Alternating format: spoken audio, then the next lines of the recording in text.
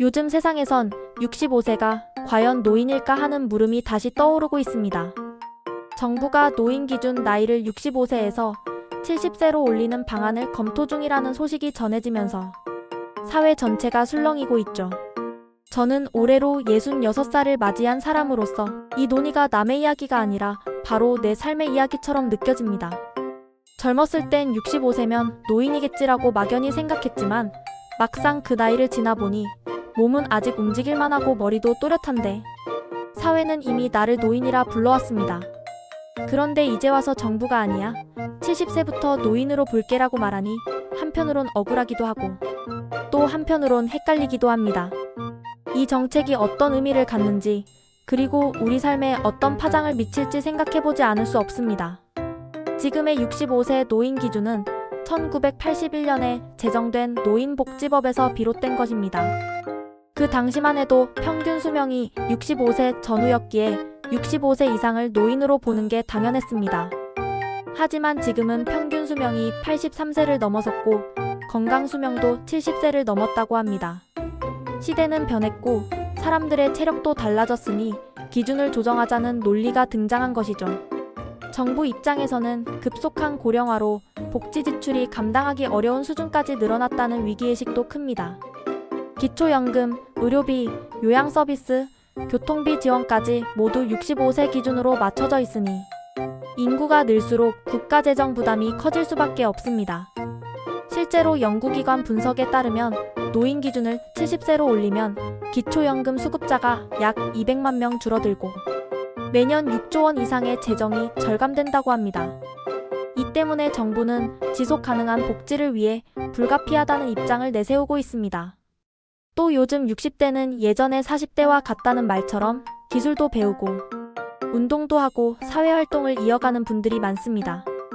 한창 왕성하게 일할 수 있는 나이인데 단지 숫자 하나 때문에 노인으로 묶이는 게 불합리하다는 주장도 일리가 있습니다. 하지만 문제는 그렇게 단순하지 않습니다.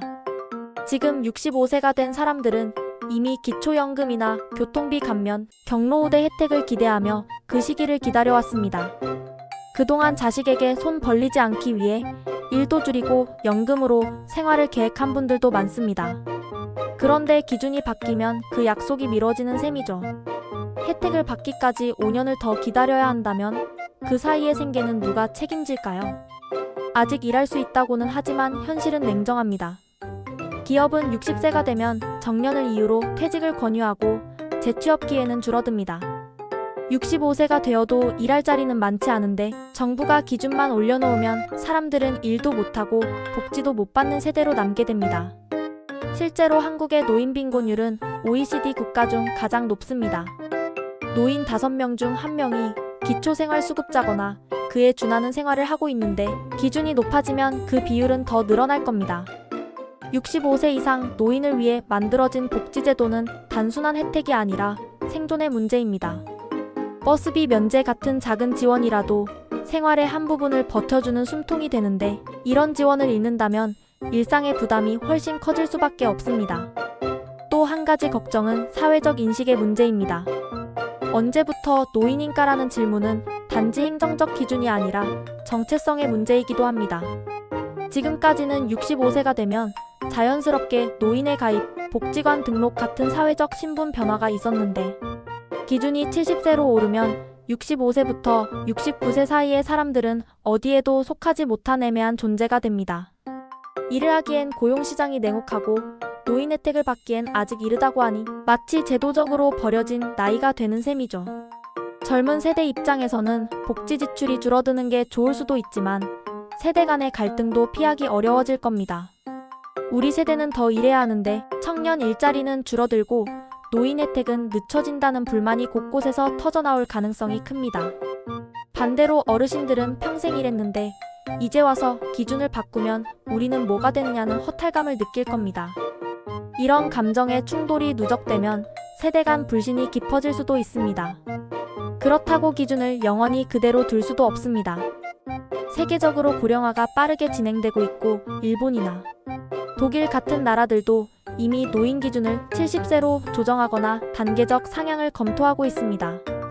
그렇다면 우리 역시 언젠가는 기준을 바꿔야 할지도 모릅니다. 다만 그 과정이 급격하면 안 됩니다. 최소한 10년 이상에 걸친 단계적 상향과 함께 중간에 생기는 사각지대를 보호할 장치가 마련되어야 합니다. 예를 들어 65세에서 70세로 올리는 대신 65세 이상은 일정 기간 동안 일부 혜택을 유지하는 방식이 필요합니다. 또 정년 연장이나 재고용 제도 같은 고용 안전망이 반드시 병행되어야 합니다. 일을 더 하라면 일할 자리를 만들어줘야죠. 지금처럼 기업이 60세에 퇴직을 권유하고 정부가 70세까지 일하라 하면 그건 모순입니다. 법적으로는 점지만 현실에선 일자리도 없고 복지도 없는 말 그대로 공백 세대가 생기는 셈이니까요. 결국 이 문제는 단순히 나이 숫자를 조정하는 게 아니라 사회 전체의 구조를 다시 짜는 일입니다. 고령화 사회에서 노인의 정의를 바꾸려면 그만큼 일자리 복지 건강교육 시스템이 함께 변해야 합니다. 그리고 무엇보다 중요한 건 사람의 마음입니다. 노인이라는 이름이 주는 의미는 단지 나이의 문제가 아니라 사회가 그 사람을 어떻게 대하느냐의 문제이기도 합니다. 저는 개인적으로 65세가 노인이라는 말이 마음에 들지 않았습니다. 하지만 이제 와서 노인이 아니다라고만 말하는 것도 공허하게 느껴집니다. 제 삶의 무게나 노력이 가벼워진 건 아니니까요.